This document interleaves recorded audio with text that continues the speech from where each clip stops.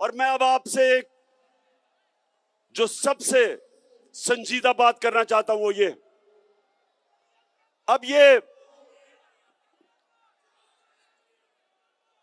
अब ये मुल्क को संभाल नहीं सक रहे। मुल्क के हालात बिगड़ते जा रहे हैं।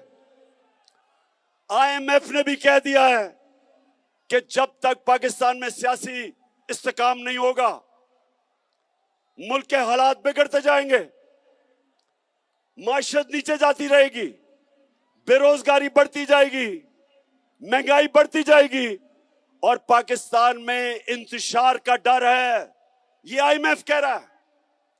तो सवाल ये होता है कि ये दोनों क्यों इलेक्शंस करवाने से डरते हैं? क्योंकि सिर्फ इलेक्शन की वजह से मुल्क में इस्तेकाम आएगा सियासी। तो ये क्यों डरते हैं इलेक्शन से? ये डरते आपकी वजह से हैं। इनको पता है कि जब इलेक्शन हुआ इनका नाम और निशान मिट जाएगा।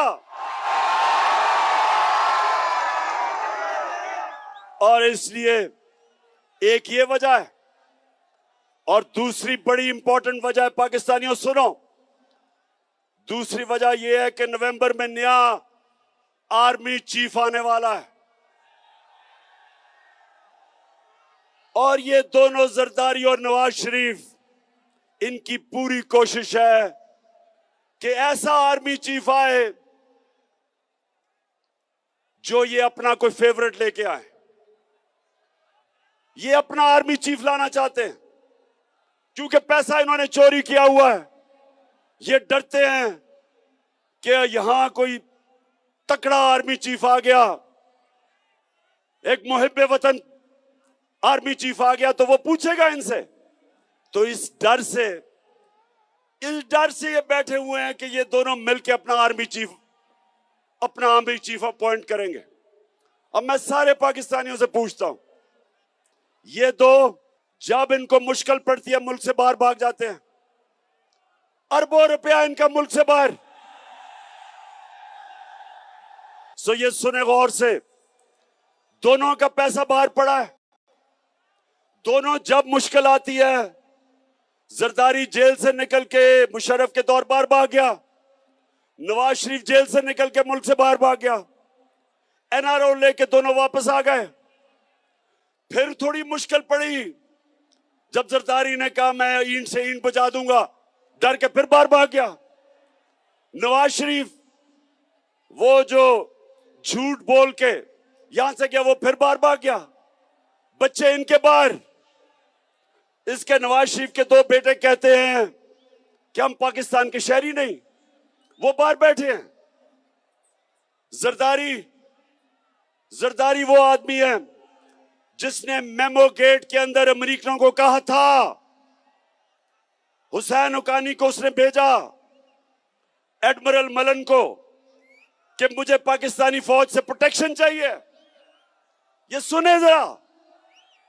उधर नवाज शरीफ डॉन लीग्स में हिंदुस्तान को कहता है कि हम गवर्नमेंट तो चाहती है लेकिन फौज दहशतगर्दी नहीं रोक रही। ये डॉन लीग्स में कहता है। बरकत दत्त को मिलता है, बरकत दत्त लिखती है सार्क कॉन्फ्रेंस काठमांडू में, ये छुप के नरेंद्र मोदी से मिलता है अपनी फौज से डर के। अब ये दो लोग, पैसा इनका बाहर पड़ा, जो वहां की ताकतें जो इनको लेके आई, जिधर इनका पैसा पड़ा, ये उनके गुलाम हैं। तो मेरा सवाल ये है कि क्या आर्मी चीफ उनसे NOC लेके बनाएंगे? ये मैं सारी कौम के सामने समझता हूं कि ये सिक्योरिटी रिस्क है। ये दो वो लोग हैं जो मुल्क के गद्दार हैं।